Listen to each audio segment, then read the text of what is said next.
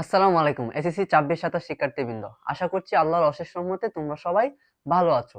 তো আজকে আমি তোমাদের এসএসসি রসায়ন বইয়ের একটি অন্যতম গুরুত্বপূর্ণ অধ্যায় অর্থাৎ পদার্থের গঠন নিয়ে আলোচনা করব। তুমি যদি আমার সাথে ফার্স্ট টু লাস্ট থাকো তাহলে তুমি এই অধ্যায়ের বস হয়ে যাবে নিঃসন্দেহে। ঠিক আছে? এবং এই অধ্যায় থেকে যতগুলো সিকিউ আসবে, এমসিকিউ আসবে, এসকিউ আসবে, সবগুলা তুমি পারবা। ঠিক আছে? সবগুলা পানির মতো সহজ করে দেবো, তুমি খালি জাস্ট আমার সাথে থাকো। দেখো প্রথমে কি আছে, প্রথমে আছে হচ্ছে তোমার মৌলিক পদার্থ। তোমরা নিশ্চয়ই সোনা, রূপা, লোহা এগুলো দেখেছো নাকি? এখন বিশুদ্ধ লোহাকে তুমি যতই ভাঙো না কেন, তুমি কিন্তু লোহাই পাবা। ঠিক আছে? এটাই হচ্ছে মৌলিক পদার্থ। মানে কি? মানে হচ্ছে যে পদার্থকে ভাঙলে শুধু সেই পদার্থ ছাড়া অন্য কোনো পদার্থ পাওয়া যাবে না, তাকে বলা হয় মৌলিক পদার্থ। ঠিক আছে? এখন দেখো, আমরা কি জানি পর্যায় সারণীতে ১১৮টি মৌল আছে। কতগুলো মৌল আছে? ১১৮টা মৌল আছে। যেমন কি কি? Hydrogen, helium, lithium, beryllium, boron, carbon, nitrogen, oxygen, নাকি? এগুলাই তো। এগুলা কি এক একটা এক একটা, যেমন হাইড্রোজেন, হাইড্রোজেন, নাইট্রোজেন, হ্যাঁ, হিলিয়াম, এগুলা একটা, এগুলা এগুলা এগুলা কি কি কি কি বলা হয়? মৌলিক পদার্থ বলা হয় এক এক একটিকে। হ্যাঁ, যেমন হাইড্রোজেন, এটা একটা মৌলিক পদার্থ। কেন? কারণ তুমি হাইড্রোজেনকে ভাঙলে শুধু হাইড্রোজেনই পাবা। হ্যাঁ, এবং নাইট্রোজেনকে যদি তুমি ভাঙো তাহলে তুমি শুধু নাইট্রোজেনই পাবা। হ্যাঁ, এই কারণে এগুলো হচ্ছে কি ভাইয়া? মৌলিক পদার্থ। ঠিক আছে? ওকে। এখন দেখো যে ১১৮টা মৌল আছে নাকি পর্যায় সারণীতে, এর মধ্যে ৯৮টি মৌল প্রকৃতিতে পাওয়া যায়। কয়টি মৌল প্রকৃতিতে পাওয়া যায়? ৯৮টি মৌল প্রকৃতিতে পাওয়া যায়। এবং বাকি যে ২০টা মৌল আছে, ঠিক আছে, বাকি যে ২০টা মৌল আছে সেগুলো গবেষণাগারে তৈরি করা হয়। ঠিক আছে? এগুলো কিন্তু এমসিকিউর জন্য অনেক অনেক ইম্পর্টেন্ট। এবং তোমার ২৬টা মৌল আছে যে মৌলগুলো আমাদের শরীরে পাওয়া যায়। ঠিক আছে? যেমন ক্যালসিয়াম, ম্যাগনেসিয়াম, পটাশিয়াম, ইত্যাদি ইত্যাদি। ঠিক আছে? আচ্ছা, এখন দেখো যৌগিক পদার্থ। যৌগিক পদার্থ কি? যে সকল পদার্থকে ভাঙলে, হ্যাঁ, এই পদার্থ ছাড়াও আরো অনেক পদার্থ পাওয়া যায়, সেই সকল পদার্থকে বলা হয় হচ্ছে যৌগিক পদার্থ।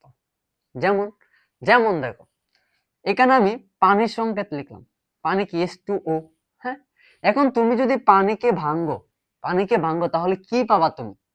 তুমি কি পাইতেছো? এখানে হাইড্রোজেন পাইতেছো, আবার এখানে অক্সিজেনও পাইতেছো না? এই যে তুমি কি পদার্থকে বাংলা, পানিকে ভাঙার পরে তুমি কি পাইতেছো? হাইড্রোজেন পাইতেছো, অক্সিজেন পাইতেছো, দুইটা পাইতেছো না জিনিস? হ্যাঁ, পাইতেছো। তো এইটা হচ্ছে যৌগিক পদার্থ। যে সকল পদার্থকে ভাঙলে কি, মানে এই পদার্থ ছাড়াও আরো অনেক পদার্থ পাওয়া যায়, সেটাকে বলা হয় হচ্ছে তোমার যৌগিক পদার্থ। বোঝা গেছে? ওকে। তারপর দেখো পরমাণু ও অণু। পরমাণু এবং অণু কি? হ্যাঁ, মনে রাখবা মৌলিক পদার্থ যেগুলা, এগুলাই হচ্ছে পরমাণু। ঠিক আছে? মৌলিক পদার্থ যেগুলা, এগুলাই হচ্ছে পরমাণু। ঠিক আছে? মৌলিক পদার্থ। ঠিক আছে? এবং অণু কোনগুলা ভাইয়া? অণু হচ্ছে তোমার যৌগিক পদার্থ যেগুলা, এগুলাই অণু। ঠিক আছে? এখন তোমার পরমাণু কি? পরমাণু হলো মৌলিক পদার্থের ক্ষুদ্রতম কণা। ঠিক আছে? পরমাণু হলো মৌলিক পদার্থের ক্ষুদ্রতম কণা, যার মধ্যে তোমার মৌলের গুণাগুণ কি থাকে। যেমন পরমাণু কি? নাইট্রোজেন একটা পরমাণু। মানে মৌলিক পদার্থ যেগুলা, এগুলাই হচ্ছে পরমাণু। এবং যৌগিক পদার্থ যেগুলা, এগুলা কি অণু বলা হয়ে থাকে। যেমন কি পরমাণু কি? নাইট্রোজেন। নাইট্রোজেন এটা তো মৌলিক পদার্থ নাকি? পরমাণু কি? নাইট্রোজেন। মানে পরমাণু এবং মৌলিক পদার্থ হচ্ছে আমার তোমাদের মতো সিঙ্গেল। ঠিক আছে? এবং অণু কোনগুলা? অণু হচ্ছে ডাবল। বুঝছো? তাহলে দেখো পরমাণু কি? নাইট্রোজেন। এখন তুমি নাইট্রোজেনকে যদি ভাঙো তাহলে নাইট্রোজেনের ধর্মই পাবা তুমি। নাইট্রোজেনের মধ্যে নাইট্রোজেনের ধর্ম বিদ্যমান থাকবে নাকি? এটা হচ্ছে তোমার পরমাণু। এবং অণু কোনগুলা? অণু হচ্ছে যেমন H2 আবার দিলাম যাতে সুবিধা হয় বুঝতে। এই যে এটা হচ্ছে অণু। হ্যাঁ, অণু কি? এক বা একাধিক পরমাণু মিলে রাসায়নিক বন্ধনের মাধ্যমে যুক্ত হয়ে যখন এটা যে অণুটা গঠিত হয় সেটা হচ্ছে তোমার অণু। ঠিক আছে? যেমন H2O। এখন আরেকটা মনোযোগ দিয়ে শোনো, পরমাণু অণু বুঝলাম। এখন হচ্ছে তোমার অণুর মধ্যে আবার আছে মৌলের অণু এবং যৌগের অণু। ঠিক আছে? অণু যখন একই মৌল, ঠিক আছে, মৌলের অণু বুঝো, একই মৌলের, ঠিক আছে, কি একই মৌলের একাধিক পরমাণু, একই মৌলের একাধিক পরমাণু পরস্পরের সাথে যুক্ত হলে, একই মৌলের একাধিক পরমাণু পরস্পরের সাথে যুক্ত হলে তাকে মৌলের অণু বলা হয়। যেমন দেখো, ও সাথে ও অক্সিজেন, O2 নাকি, এখানে দুইটা অক্সিজেন আছে, তার মানে সেটা ও কি একই মৌল না, একই মৌল না, ও দুইটা ও মিলছে, তার মানে একই মৌল একাধিক পরমাণুর সাথে যুক্ত হলে তাকে কি বলা হয়, মৌলের অণু। ঠিক আছে, এটা হচ্ছে মৌলের অণু। দেখো, একটা একই মৌলে একাধিক পরমাণু যুক্ত হলে তাকে কি বলা হয়, মৌলের অণু। ঠিক আছে, তাহলে যৌগের অণু কাকে বলা হয়? যৌগের অণু হচ্ছে তোমার ভিন্ন ভিন্ন মৌলের পরমাণু পরস্পরের সাথে যুক্ত হলে, ভিন্ন ভিন্ন মৌলের পরমাণু পরস্পরের সাথে যুক্ত হলে। যেমন দেখো, H2 দিয়ে বোঝায়, দেখো ভিন্ন ভিন্ন মৌলের অণু, এটা একটা মৌল, এটা আরেকটা মৌল, তাহলে ভিন্ন ভিন্ন মৌলের পরমাণু। এবং ভিন্ন ভিন্ন মৌলের পরমাণু পরস্পরের সাথে যুক্ত হলে, ঠিক আছে, পরস্পরের যুক্ত হলে তাকে কি বলা হয়, যৌগের অণু বলা হয়। ঠিক আছে, বুঝতে পারছো? ঠিক আছে, এবার দেখো তারপরে কি আছে, মৌলের প্রতীক। মৌলের প্রতীক অনেক সহজ। হ্যাঁ, এটা কি, আচ্ছা পড়াই, দেখো মৌলের প্রতীক কোনগুলা। দেখো, আমি যখন হাইড্রোজেন আমরা জানি নাকি, এই যে হাইড্রোজেন আমি লিখলাম, হাইড্রোজেন, ঠিক আছে, নাইট্রোজেন, নাইট্রোজেন, নাইট্রোজেন, হ্যাঁ, হাইড্রোজেন, নাইট্রোজেন, ঠিক আছে। তারপর হচ্ছে তোমার অক্সিজেন, হ্যাঁ, অক্সিজেন, হ্যাঁ, লিখলাম। এখন হাইড্রোজেন, হাইড্রোজেনের প্রথমে কি আছে, এইচ আছে না ভাইয়া? হাইড্রোজেনকে কি দ্বারা প্রকাশ করা হয়, এইচ দ্বারা। তো এইচটা হচ্ছে তোমার প্রতীক। ঠিক আছে, এটা হচ্ছে মৌল, আর এটা হচ্ছে মৌলের প্রতীক। এবং নাইট্রোজেনে কি হবে, নাইট্রোজেনের প্রথমে কি আছে, এন, তার মানে এটাকে এন দ্বারা প্রকাশ করা হয়, এই এনটা হচ্ছে তোমার প্রতীক। অক্সিজেনের প্রথম অক্ষর কি আছে, ও, তাহলে এখানে কি দ্বারা প্রকাশ করা হয়, অক্সিজেনকে ও দিয়ে প্রকাশ করা হয়, তার মানে অক্সিজেনের মৌলের প্রতীক হচ্ছে ও। ঠিক আছে, এভাবে হচ্ছে তুমি মৌলের প্রতীক বের করবা। এটা নিয়ে বিস্তারিত কোনো বলার প্রয়োজন নাই, তোমরা সহজে এটা পারবা। ঠিক আছে, আচ্ছা তারপর দেখো অণুর সংকেত। অণুর সংকেত, অণুর সংকেত কি, অণুর সংকেত কি, আমরা তো অণু জানি নাকি? হ্যাঁ, এক বা একাধিক পরমাণু রাসায়নিক বন্ধনের সাহায্যে যখন যুক্ত হয় তখন তাকে কি বলা হয়, অণু বলা হয়। রাসায়নিক বন্ধন, এটা আমরা পঞ্চম অধ্যায়ে বিস্তারিত ভাবে পড়বো। হ্যাঁ, আচ্ছা দেখো অণুর সংকেত কি, যেমন ধরো আমি লিখলাম অ্যামোনিয়াম, অ্যামোনিয়াম, অ্যামোনিয়াম কি, একটা অণু নাকি, একটা অণু, NH4, ঠিক আছে, একটা অণু না এটা, তাহলে এটা হচ্ছে অণুর সংকেত। এই যে অ্যামোনিয়াম, অ্যামোনিয়ামে কি প্রকাশ করে, এই যে সংকেত কি, NH4, এটা হচ্ছে অণুর সংকেত। এখন তুমি পানি ধরলা, ঠিক আছে, পানি, পানি কি, H2O, H2O, তাহলে H2O হচ্ছে পানির কি সংকেত, পানি হচ্ছে অণু, এর H2 হচ্ছে কি পানির সংকেত, মানে অণুর সংকেত। ঠিক আছে, এবং তারপরে কি করো, যে sulphuric acid, sulphuric sulphuric acid, sulphuric acid, sulphuric acid কি, H2HO4 নাকি, তাহলে এটা হচ্ছে সালফিউরিক অ্যাসিডের সংকেত, মানে অণুর সংকেত হচ্ছে এটা। বুঝতে পারছো, অণুর সংকেত কাকে বলা হয়, এগুলো হচ্ছে অণুর সংকেত, এগুলো হচ্ছে অণুর সংকেত। ঠিক আছে ভাইয়া, ওকে। এবার দেখো পরমাণুর ভেতরের কণা, পরমাণুর ভেতরের কণা এটা আসলে কি, মানে হাইড্রোজেন ব্যতীত, হাইড্রোজেন ব্যতীত সকল মৌলের মধ্যে কি তোমার তিনটি কণা থাকে, তিনটি কণা থাকে, কি কি, proton, neutron, electron, proton, neutron, electron. আমি তোমাকে সোডিয়াম দিয়ে বুঝাই, সোডিয়াম 11, ঠিক আছে। আচ্ছা দেখো, এটা হচ্ছে নিউক্লিয়াস, এটা হচ্ছে নিউক্লিয়াস, হ্যাঁ, প্রথম শক্তি স্তরে থাকে কয়টা, দুইটা ইলেকট্রন থাকে। দ্বিতীয় শক্তি স্তরে কয়টা থাকে ভাইয়া, দ্বিতীয় শক্তি স্তরে সর্বোচ্চ 8টা থাকতে পারে। ঠিক আছে, 8টা থাকতে পারে, তা 8 আর 2 10 হলো, তা আরেকটা থাকে না, তা আরেকটা হচ্ছে তৃতীয় শক্তি স্তরে, যেমন তৃতীয়, এই যে আরেকটা। ঠিক আছে, 11টা হলো। হ্যাঁ, দেখো এখন আমরা কি জানি, এটা হচ্ছে নিউক্লিয়াস, এটা কি ভাইয়া, এটা হচ্ছে নিউক্লিয়াস, এটা হচ্ছে নিউক্লিয়াস। হ্যাঁ, নিউক্লিয়াসের ভিতরে কি থাকে, নিউক্লিয়াসের ভিতরে কি থাকে ভাইয়া, হ্যাঁ, প্রোটন, প্রোটন এবং নিউট্রন থাকে, প্রোটন এবং নিউট্রন থাকে না, প্রোটন এবং নিউট্রন থাকে। হ্যাঁ, এবং কক্ষপথে কি থাকে, বাইরে থাকে কি, নিউক্লিয়াসের বাইরে কি থাকে, হ্যাঁ, ইলেকট্রন, যে এগুলো হচ্ছে ইলেকট্রন, যে এগুলো হচ্ছে ইলেকট্রন থাকে। বুঝছো, এগুলো হচ্ছে ইলেকট্রন। তাহলে নিউক্লিয়াসের ভিতরে থাকে হচ্ছে প্রোটন আর নিউট্রন, এবং নিউক্লিয়াসের বাইরে থাকে হচ্ছে ইলেকট্রন। হ্যাঁ, আচ্ছা দেখো এখন ইলেকট্রন দেখবা তুমি কি দ্বারা প্রকাশ করা, ই মাইনাস দেওয়া থাকে না, মানে হচ্ছে ইলেকট্রন হচ্ছে সবসময় ঋণাত্মক, ঠিক আছে, ঋণাত্মক সংখ্যা, এবং প্রোটন হচ্ছে সবসময় প্লাস, ঠিক আছে, প্রোটনের পি দ্বারা প্রকাশ করে প্রোটন হচ্ছে সবসময় কি থাকে, প্রোটন হচ্ছে ধনাত্মক, এবং ইলেকট্রন সবসময় থাকে কি ঋণাত্মক, এই কারণে এই চিহ্নটা ব্যবহার করা হয়, ঠিক আছে। এখন কেন ঋণাত্মক, কারণ ইলেকট্রনের আধান কি ঋণাত্মক, ইলেকট্রনের আধান কি, ইলেকট্রনের আধান কত, মাইনাস 1.6 ইন্টু 10⁻19 কুলম্ব। হ্যাঁ, এবং প্রোটনের চার্জ সেম, জাস্ট মাইনাসের জায়গায় প্লাস হবে, দ্যাটস ইট, ঠিক আছে। তো 1.6 ইন্টু 10⁻19 কুলম্ব, বুঝতে পারছো? এই কারণেই ইলেকট্রন কি সবসময় নেগেটিভ এবং প্রোটন সবসময় কি পজিটিভ, বুঝছো? এবং নিউটনের কি, নিউটনের আধান কত, নিউটনের আধান তো জিরো। হ্যাঁ, আবার দেখো প্রোটনের ভর কত, প্রোটনের ভর কত, হ্যাঁ প্রোটনের ভর কত 1.673 ইন্টু 10⁻28 গ্রাম। হ্যাঁ, এবং নিউটন এবং প্রোটনের, ঠিক আছে, নিউটন এবং প্রোটনের তোমার ভর একই সমান, জাস্ট দেখো 1.67 এখানে 3 না, এখানে হবে 1.675 ইন্টু 10⁻28 গ্রাম, বুঝছো?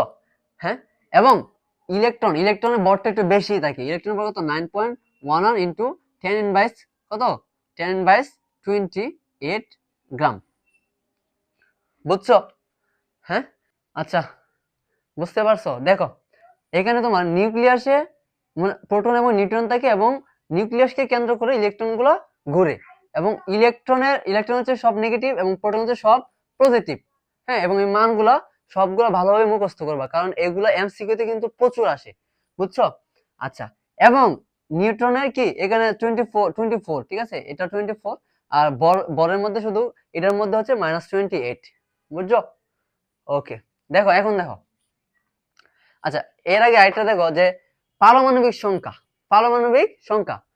দেখো পারমাণবিক সংখ্যা কাকে বলে, কোন মৌলের একটি পরমাণুর মধ্যে নিউক্লিয়াসে যতগুলো প্রোটন থাকে, হ্যাঁ, সেই সংখ্যাকে বলা হয় হচ্ছে তোমার পারমাণবিক সংখ্যা। যেমন তোমার সোডিয়ামে যে আমি লিখলাম, ঠিক আছে, পরমাণু লিখলাম, তো এখানে তোমার নিউক্লিয়াসে হচ্ছে তোমার প্রোটন সংখ্যা হচ্ছে 11, তার মানে তার পারমাণবিক সংখ্যা 11। হ্যাঁ, আচ্ছা, এবং তারপরে কি আছে ভর সংখ্যা, কি ভর সংখ্যা হচ্ছে তোমার কোন মৌলের পরমাণুর কেন্দ্রে, ঠিক আছে, কোন মৌলের পরমাণুর কেন্দ্রে তোমার প্রোটন এবং নিউট্রন সংখ্যার যোগফল, যোগফলকে বলা হয় হচ্ছে ভর সংখ্যা, ঠিক আছে। আচ্ছা, এর আগে দেখো আমি তোমাকে বুঝাই ভালো করে,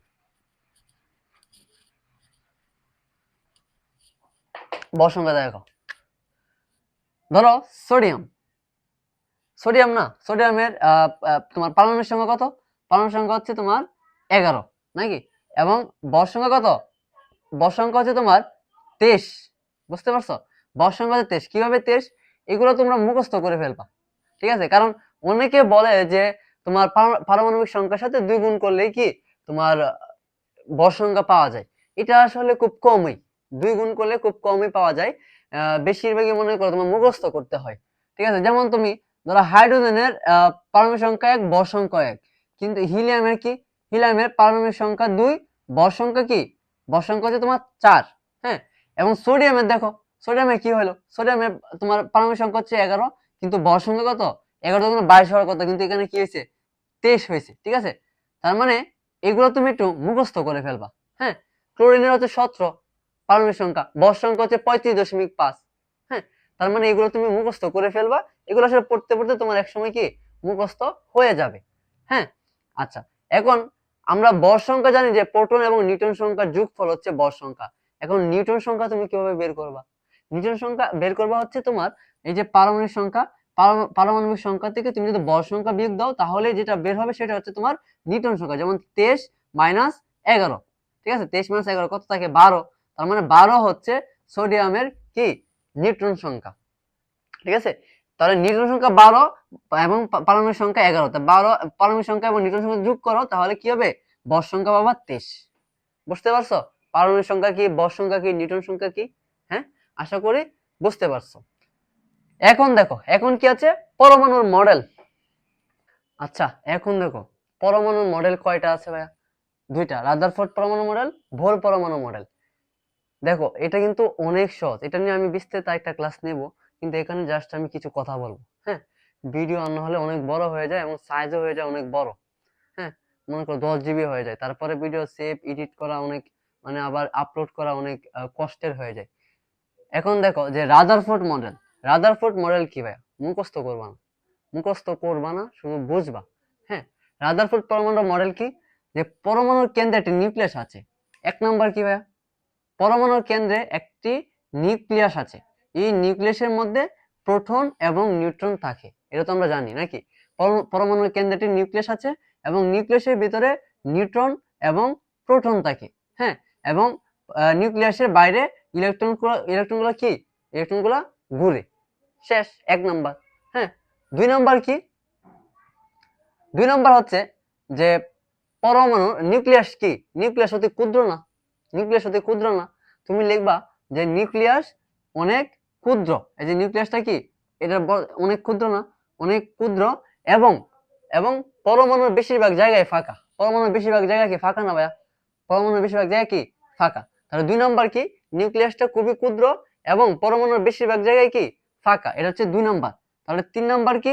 তিন নাম্বার হচ্ছে তোমার সৌরজগতে, সৌরজগতে সূর্যকে কেন্দ্র করে পৃথিবী যেভাবে ঘুরে, ঠিক সেভাবে নিউক্লিয়াসকে কেন্দ্র করে ইলেকট্রনগুলো ঘুরে। এটা হচ্ছে রাদারফোর্ড পরমাণু মডেলের তিন নাম্বার, মানে যে জানা তোমার দরকার আর কি। তিন নাম্বার হচ্ছে এটা। এবং চার নাম্বার কি ভাইয়া? চার নাম্বার হচ্ছে তোমার যে ধনাত্মক নিউক্লিয়াস, ঠিক আছে, ধনাত্মক নিউক্লিয়াস ঋণাত্মক ইলেকট্রনের সাথে কি একটি তোমার মনে করো একটি আকর্ষণ কাজ করে, আকর্ষণ বল কাজ করে। ঠিক আছে, যেহেতু এটার ভিতর প্রোটন আছে, এটা কি প্রোটন ধনাত্মক, এবং ইলেকট্রন কি, ইলেকট্রন হচ্ছে ঋণাত্মক। তার মানে ধনাত্মক এবং ঋণাত্মক মধ্যে কি একটা আকর্ষণ হয় না? এই আকর্ষণটাই হয়, বলতেছে যে ধনাত্মক নিউক্লিয়াসের সাথে ইলেকট্রনের কি ঋণাত্মক ঋণাত্মক ইলেকট্রনের একটা কি আকর্ষণ বল কাজ করে। এই আকর্ষণ বলকে বলা হয় হচ্ছে কেন্দ্রমুখী বল। শেষ। হ্যাঁ, এটা হচ্ছে এই চারটা রাদারফোর্ড পরমাণু মডেল। এবং সীমাবদ্ধতা এগুলো পড়বা এবং আমি এগুলা বিস্তারিত বলবো, ঠিক আছে, আরেকটা ভিডিওতে। এবং বোর পরমাণু মডেল কি বলে ভাইয়া? বোর পরমাণু মডেল বলে হচ্ছে তোমার পরমাণুতে যে সকল ইলেকট্রন থাকে, পরমাণুতে তোমার পরমাণুতে যে সকল ইলেকট্রন থাকে, এটা হচ্ছে বোর পরমাণু মডেল। পরমাণুতে যে সকল ইলেকট্রন থাকে, মনে করে এগুলো ইলেকট্রন, ঠিক আছে, যে সকল ইলেকট্রন থাকে সেগুলা কি করে, সেগুলা নিউক্লিয়াসকে কেন্দ্র করে, নিউক্লিয়াস যেটা নিউক্লিয়াসকে কেন্দ্র করে পছন্দ মতো ঘুরতে পারে না, পছন্দ মতো ঘুরতে পারে না। কেন? সে সে পছন্দ মতো ঘুরতে পারে না, কারণ এখানে ঘুরতে হবে। সে কি বাইরে যেতে পারবে? বাইরে যেতে পারবে না। কারণ কেন কেন যেতে পারে না? কারণ নিউক্লিয়াস তো পজিটিভ, হ্যাঁ, এবং ইলেকট্রন গুলা কি নেগেটিভ, তার মানে প্লাস মাইনাস, তার মানে এগুলা নিজেরা নিজের মধ্যে কি আকর্ষণ করে, তার এই কারণে ইলেকট্রন গুলা কি অন্য কোন জায়গায় যেতে পারে না, ঠিক আছে। এবং বোর পরমাণু মডেল অনুসারে দেখো ভাই, বোর পরমাণু মডেল অনুসারে তোমার শক্তি স্তরে ইলেকট্রনের কৌণিক ভরবেগকে কি দ্বারা প্রকাশ করা হয়? mvr, ঠিক আছে। এটা সমান সমান কি ভাইয়া? nh/2π। হ্যাঁ, এখানে m হচ্ছে তোমার ইলেকট্রনের ভর, m কি ভাইয়া? m হচ্ছে তোমার ইলেকট্রনের ভর, এবং b কি? b কি? ইলেকট্রন যে কক্ষপথে, ইলেকট্রন যে কক্ষপথে বা যে শক্তি স্তরে ঘুরবে, যে শক্তি স্তরে ঘুরবে সেই শক্তি স্তরে তোমার ইলেকট্রনের বেগ, ইলেকট্রনের বেগ হচ্ছে b, ঠিক আছে। ইলেকট্রনের বেগ কি? b, এটা দেওয়া থাকবে প্রশ্নের মধ্যে। এবং r কি? r হচ্ছে ইলেকট্রন যে কক্ষপথ বা শক্তি স্তরে ঘুরবে সেই কক্ষপথের ব্যাসার্ধ হচ্ছে তোমার r, ঠিক আছে। সেই কক্ষপথের ব্যাসার্ধ হচ্ছে কি? r। এবং n হচ্ছে তোমার প্রধান শক্তি স্তর, n এর মান দেওয়া থাকবে। ধরো মনে করো যে দ্বিতীয় শক্তি স্তর বললো, দ্বিতীয় শক্তি স্তর বললো, বলো যে দ্বিতীয় শক্তি স্তর, তার মানে তোমার n এর মান কত? 2 হবে। হ্যাঁ, এবং h হচ্ছে তোমার প্লাঙ্কের ধ্রুবক, এবং প্লাঙ্কের ধ্রুবকের মান কত? 6.626 ইন্টু 10 কত জানি 10/34, ঠিক আছে, 10/34। হ্যাঁ, এটা হচ্ছে তোমার প্লাঙ্কের ধ্রুবক, বুঝছো। এবং 2 আর পায়ের মান তো জানি 3.1416, বুঝছো। আচ্ছা, এবং তোমার বোর পরমাণু মডেল থেকে আরেকটা তথ্য আমরা জানতে পারি, সেটা হচ্ছে তোমার বিকিরিত শক্তির পরিমাণ। ঠিক আছে, কি ভাইয়া? বিকিরিত শক্তির পরিমাণ। বিকিরিত শক্তির পরিমাণ কি ভাইয়া? এসবি সমান সমান কি? এসবি সমান সমান হচ্ছে SC by lambda. SC by lambda. হ্যাঁ, এসসি বাই ল্যামডা। এখন এখানে এস কি? এস তো প্লাঙ্কের এবং বিও তো আমরা জানি যে ইলেকট্রন যে কক্ষপথে বা শক্তি স্তরে ঘুরবে সেই কক্ষপথের ইলেকট্রনের বেগ হচ্ছে বি, এবং এই হচ্ছে প্লাঙ্কের এবং সি হচ্ছে কি? সি হচ্ছে তোমার আলোর বেগ। সি হচ্ছে আলোর বেগ। আলোর বেগ কি? 3 × 10⁸ 3 × 10⁸ না ভাইয়া? 3 × 10⁸। এবং ল্যামডা কি? ল্যামডা হচ্ছে তোমার তরঙ্গ দৈর্ঘ্য। ঠিক আছে, ল্যামডা কি? শোষিত বা বিকিরিত শক্তির তরঙ্গ দৈর্ঘ্য হচ্ছে ল্যামডা। বুঝতে পারছো? ওকে, তাহলে তোমার ভোর এবং রাদারফোর্ড পরমাণু মডেল থেকে আর এখন কিছু বলাবো না, এবং বিস্তারিত আমি অন্য একটা কি ক্লাসে তোমাদেরকে বুঝিয়ে দেব। হ্যাঁ, তারপরে দেখো যে ইলেকট্রন বিন্যাস। ইলেকট্রন বিন্যাস প্রতিটি প্রধান শক্তি স্তরে তোমার সর্বোচ্চ ইলেকট্রন ধারণ ক্ষমতা হচ্ছে তোমার 2n²। হ্যাঁ, এখন যদি কে শক্তি স্তর ধরি, কে শক্তি স্তর হচ্ছে তোমার n সমান সমান হচ্ছে 1। ঠিক আছে, কে শক্তি স্তর 1, তাহলে কি হবে? 2n নাকি? n এর মান কত? হ্যাঁ 1, তাহলে 1² তাহলে 1² করলে 2 আর 1² করলে 1, তার মানে 2 নাকি? 2। তাই কে শক্তি স্তরে কি সর্বোচ্চ ইলেকট্রন ধারণ ক্ষমতা হচ্ছে 2।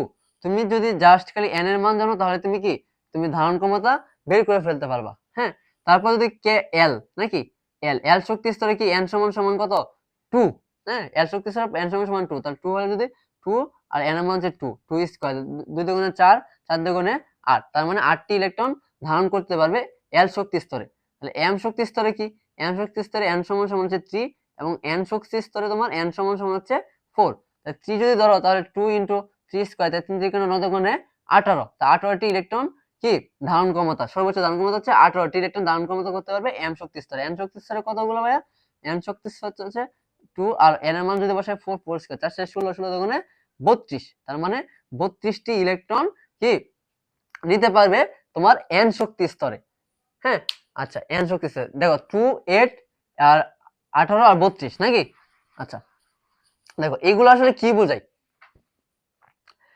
বোঝায়? আচ্ছা, এটা তো বুঝছো নাকি প্রধান শক্তি স্তর। এখন দাও উপশক্তি স্তরের ধারণা। কে এল এম এন এগুলো হচ্ছে প্রধান শক্তি স্তরে তোমার ধরা হয় আর কি। কে শক্তি স্তর এগুলো হচ্ছে প্রধান শক্তি স্তর, কে এল এম এন। এবং উপশক্তি স্তর কোনগুলো? উপশক্তি স্তরকে তোমার এল দ্বারা প্রকাশ করা হয়, এবং প্রধান শক্তি স্তরকে এন দ্বারা প্রকাশ করা হয়। হ্যাঁ, তাহলে প্রধান শক্তি স্তর এন সমান সমান যদি 1 হয় তবে এল সমান সমান কি হবে? এল সমান সমান হচ্ছে 0। ঠিক আছে, এল সমান সমান কি হবে? 0 হবে। এল সমান সমান 0 হবে, তার মানে 0 কি? অরবিটাল কি? একটি নাকি? তাহলে 1s। বুঝছো? হ্যাঁ, 1s। এবং n সমান সমান যদি 2 হয়, তবে কি হবে? l সমান সমান কি হবে? হ্যাঁ ভাইয়া, 0 1 2 না, তাহলে 0 1 1 2, এটা 2। ঠিক আছে, তাহলে 2 হলে কত হবে? 2s আর কি 2p, তার মানে তোমার প্রথম কয়টা অরবিটাল কয়টা? একটি, তারপর অরবিটাল কয়টা? দুইটি। হ্যাঁ, তাহলে n সমান সমান যদি 3 হয়, তবে l সমান সমান কি হবে? 0 1 2 নাকি? তার মানে একটা দুইটা তিনটা, তাহলে 3s 3p আর কি 3d। হ্যাঁ, আবার n সমান সমান যদি 4 হয়, তবে কি হবে? l সমান সমান কি হবে? 0 1 2 3 নাকি?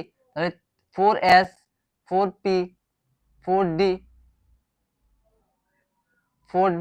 এবং 4f। ঠিক আছে, তার মানে অরবিটাল কয়টা? 4টা অরবিটাল, এর মধ্যে 3টা অরবিটাল। হ্যাঁ, এটা হচ্ছে তোমার উপশক্তি স্তর ধারণা। এল সমান সমান 0 মানে একটা, তার মানে অরবিটাল কয়টা? একটা। এখানে আছে অরবিটাল দুইটা, এখানে আছে অরবিটাল তিনটা। অরবিটাল কোনগুলা? অরবিটাল হচ্ছে যে এস একটা অরবিটাল, পি একটা অরবিটাল, ঠিক আছে, ডি একটা অরবিটাল, এফ একটা অরবিটাল। তার মানে কয়টা অরবিটাল আছে? এস পি ডি এফ, তার মানে 4টা অরবিটাল আছে। ঠিক আছে, আচ্ছা, এখন দেখো আমরা যে আগে পড়লাম যে কি পড়লাম, যে তোমার এল শক্তি স্তরে কে শক্তি স্তরে কি সর্বোচ্চ ইলেকট্রন থাকতে পারে হচ্ছে 2টি কে শক্তি স্তরে। তার মানে কি 2টি মানে কি? দেখো কে শক্তি স্তরে 1। ঠিক আছে, এগুলো কি কে শক্তি স্তর, তাহলে 2টা ইলেকট্রন থাকতে পারে। এস এর কয়টা ইলেকট্রন থাকতে পারে? 2টা ইলেকট্রন থাকতে পারে প্রথম শক্তি স্তরে আর কি। ঠিক আছে, এবং দ্বিতীয় শক্তি স্তরে কয়টা থাকতে পারে? দেখো ইলেকট্রন থাকতে পারে নাকি? কে শক্তি স্তরে হচ্ছে 2টা ইলেকট্রন থাকতে পারে, এবং এল শক্তি স্তরে কতগুলো থাকতে পারে? 2s2 2p6, তার মানে 6 আর 2 8টা ইলেকট্রন থাকতে পারে। ঠিক আছে, এটা হচ্ছে এল শক্তি স্তরে। আমরা কি বলেছিলাম, প্রথম কে শক্তি স্তরে 2টা থাকে, এল শক্তি স্তরে 8টা থাকে নাকি? যেমন 2 1 স্কয়ার, তার মানে কি 2, হ্যাঁ, আবার 2 2 স্কয়ার, ওইটা 8 নাকি?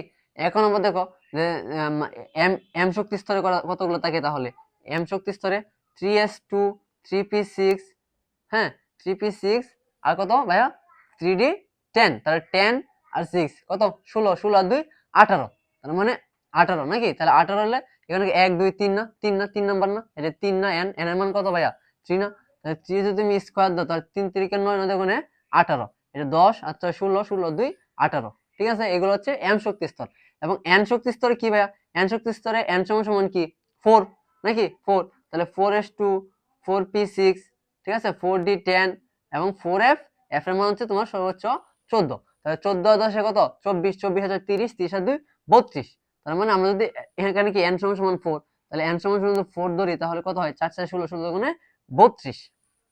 ঠিক আছে, তার মানে তোমার কে শক্তি স্তরে 2টি ইলেকট্রন থাকতে পারে, এল শক্তি স্তরে 8টি ইলেকট্রন থাকতে পারে, এম শক্তি স্তরে 18টি ইলেকট্রন থাকতে পারে, এবং এম এন শক্তি স্তরে 32টি ইলেকট্রন থাকতে পারে।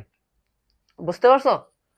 ওকে, আচ্ছা দেখো, ইলেকট্রন বিন্যাসের সময় একটা ব্যতিক্রম দেখা যায়। যেমন কি ব্যতিক্রম দেখা যায়? 1s2 1s 2s 2p 3s 3p 3d না হয়ে 4s আগে আসা পড়ে। কেন আসে আগে?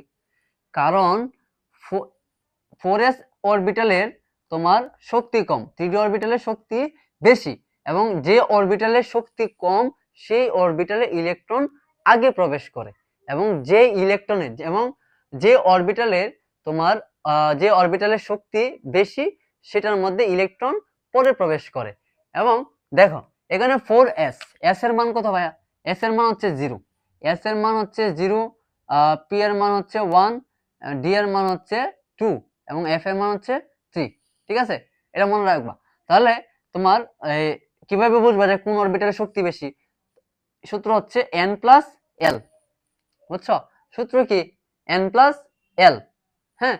তাহলে n প্লাস l, তাহলে n কত এখানে? n হচ্ছে 4, n হচ্ছে 4, এবং l কি? l হচ্ছে s অরবিটাল, s অরবিটালের উপশক্তি স্তরের মান কত?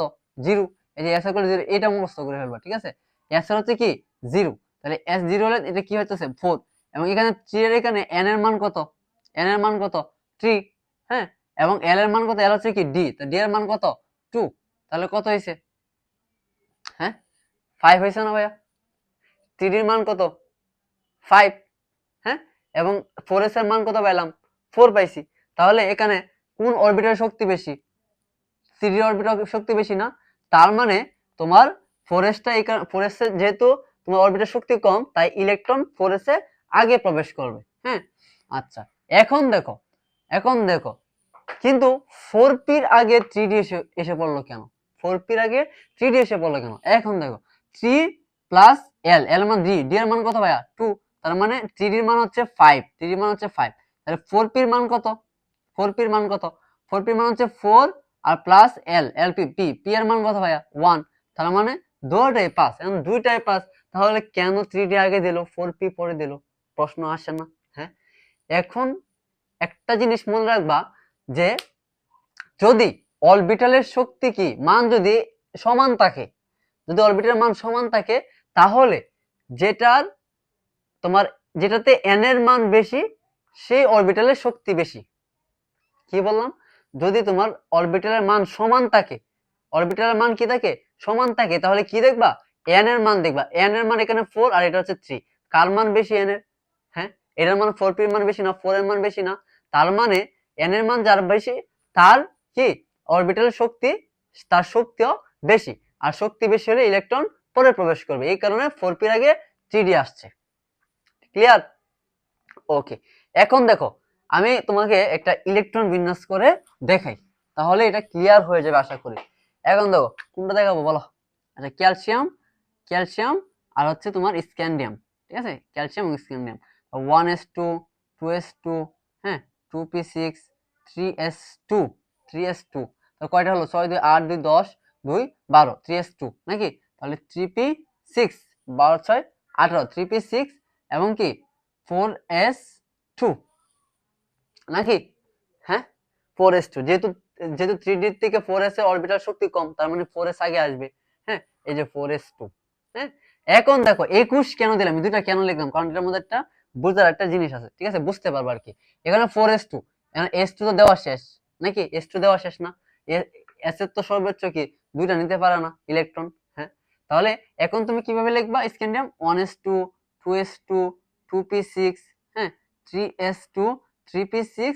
এখন তোমার 3d যেতেই হবে, কারণ 4s এর পরে তো 3d, কারণ দুইটা দিলে আরেকটা তো আছে বেশি নাকি, এটা তো 21, তার মানে তুমি 3d কি আগে লিখবা। হ্যাঁ বুঝছো? তুমি যখন 4s2 দিয়ে দিছো নাকি 2 দিয়ে দিছো, আর তো দিতে পারবা না, 3 তো দিতে পারবা না, তার মানে 3d অরবিটাল প্রবেশ করবে, তার মানে তুমি কি 3d আগে লিখবা। হ্যাঁ আগে লিখে ফেলবা, বুঝছো? হ্যাঁ দেখো আমি সবগুলো কিন্তু তোমাকে সিরিয়াল ধরে পড়াইতেছি, ঠিক আছে, একেবারে এ টু জেড বই খুলে দেখবা যে একেবারে সিরিয়াল টু সিরিয়াল শেষ করতেছি। এখন দেখো আইসোটোপ কাকে বলে? আইসোটোপের লাস্টে কি আছে ভাইয়া? প আছে। তার মানে যে সকল পরমাণুর প্রোটন সংখ্যা সমান কিন্তু নিউটন সংখ্যা এবং ভর সংখ্যা ভিন্ন, তাদেরকে বলা হয় হচ্ছে আইসোটোপ। আইসোটোপ কি? যে সকল পরমাণুর প্রোটন সংখ্যা সমান কিন্তু নিউটন সংখ্যা এবং ভর সংখ্যা ভিন্ন, তাদেরকে বলা হয় হচ্ছে আইসোটোপ। হ্যাঁ আচ্ছা তাহলে কেমন? যেমন হাইড্রোজেনে তোমার এই তিনটা নাম আছে, হাইড্রোজেনের তিনটা নাম আছে। কি কি আছে ভাইয়া? Protium protium protium deuterium protium protium deuterium এবং কি টিট্রিয়াম টি টিট্রিয়াম ঠিক আছে, টিট্রিয়াম। তাহলে এটা কি? দেখো H11 H1 আর 2 আর H1 আর 3। হ্যাঁ দেখো ভর সংখ্যা, এটা হচ্ছে ভর সংখ্যা, এটা হচ্ছে পারমাণবিক সংখ্যা, এটা ভর সংখ্যা, এটা পারমাণবিক সংখ্যা, এটা ভর সংখ্যা, এটা পারমাণবিক সংখ্যা। এখন দেখো এটা কেন আইসোটোপ? আইসোটোপে কি? যে সকল পরমাণুর প্রোটন সংখ্যা একই, এটা প্রোটন সংখ্যা একই, এটা প্রোটন সংখ্যা 1 প্রোটন সংখ্যা 1, এটা প্রোটন সংখ্যা 1, প্রোটন সংখ্যা একই কিন্তু ভর সংখ্যা, ঠিক আছে, ভর সংখ্যা 1, ভর সংখ্যা নিউটন সংখ্যা কি ভিন্ন। এখানে ভর সংখ্যা 1, এখানে 2, এখানে 3 নাকি? তার ভর সংখ্যা ভিন্ন না? হ্যাঁ এবং এখানে নিউটন সংখ্যা কত আসবে? 1 1 গেলে 0, এখানে গেলে 1, আর এখানে 3 - 1 হলে কি 2 আসবে নিউটন সংখ্যা। তার মানে যে সকল পরমাণুর প্রোটন সংখ্যা একই কিন্তু ভর সংখ্যা নিউটন সংখ্যা ভিন্ন, তাদেরকে বলা হয় হচ্ছে আইসোটোপ। বুঝতে পারছো?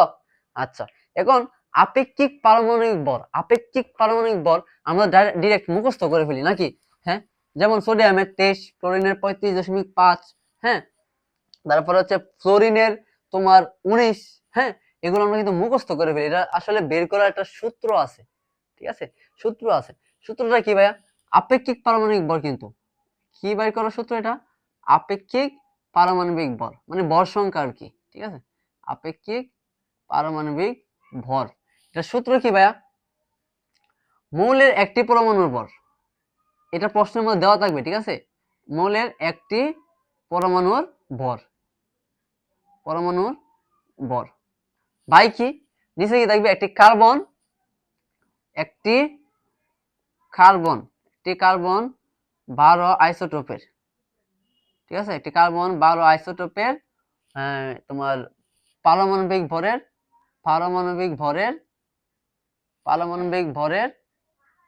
1/12 অংশ, ঠিক আছে।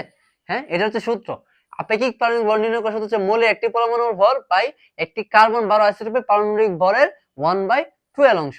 এই যে 1/12 অংশ, একটি কার্বন 12 আইসোটোপের পারমাণবিক ভরের 1/12 অংশ, এটার মান আসলে দেওয়া থাকে, ঠিক আছে। এটার মান হচ্ছে তোমার 1.66 × 10^24, 1.66 × 10^24, এটা হচ্ছে তোমার এটার মান। একটি কার্বন 12 আইসোটোপের পারমাণবিক ভরে 1/12 অংশের মান হচ্ছে 1.66 × 10^12 গ্রাম, ঠিক আছে। এবং মোলের একটি পরমাণু ভর তোমার দেওয়া থাকবে, প্রশ্নের মধ্যে দেওয়া থাকবে একটা মোলের পরমাণু ভর। ধরো আমি ফ্লোরিনের পরমাণু ভর দিয়ে দিলাম 3.16, হ্যাঁ 3.16 ইন্টু 10^, কত? -23 গ্রাম, -23 গ্রাম, এটা হচ্ছে মোলের একটি পরমাণু ভর, ঠিক আছে। এখন আমি যদি এটা দিয়ে তোমার ভাগ করি তাহলে তোমার উত্তর আসবে হচ্ছে 19, কারণ এগুলো তো আমার মুখস্থ নাকি, যে ফ্লোরিনের আপেক্ষিক পারমাণবিক ভর মানে ভর সংখ্যা কত? 19। হ্যাঁ তাহলে এটা তুমি ভাগ দিলে 19 পাবা।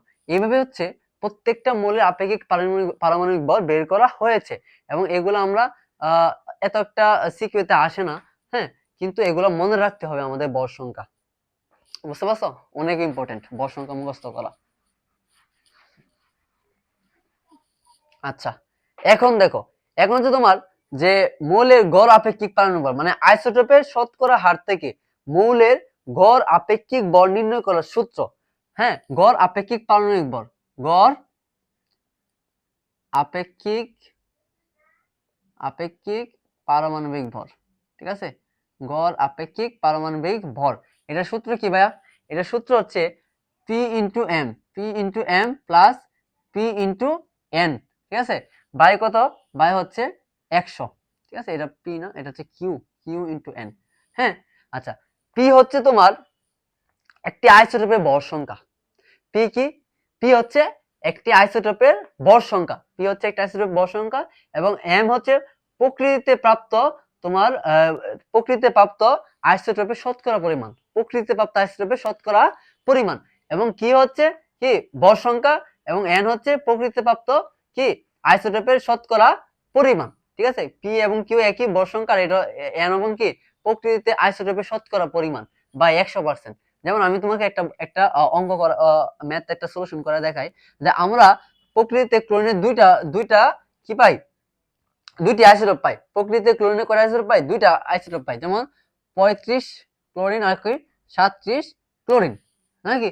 হ্যাঁ, আচ্ছা, এগুলো হচ্ছে তোমার 35 35 37, এটা হচ্ছে তোমার পি এবং কিউ এর মান, ঠিক আছে, ভর সংখ্যা।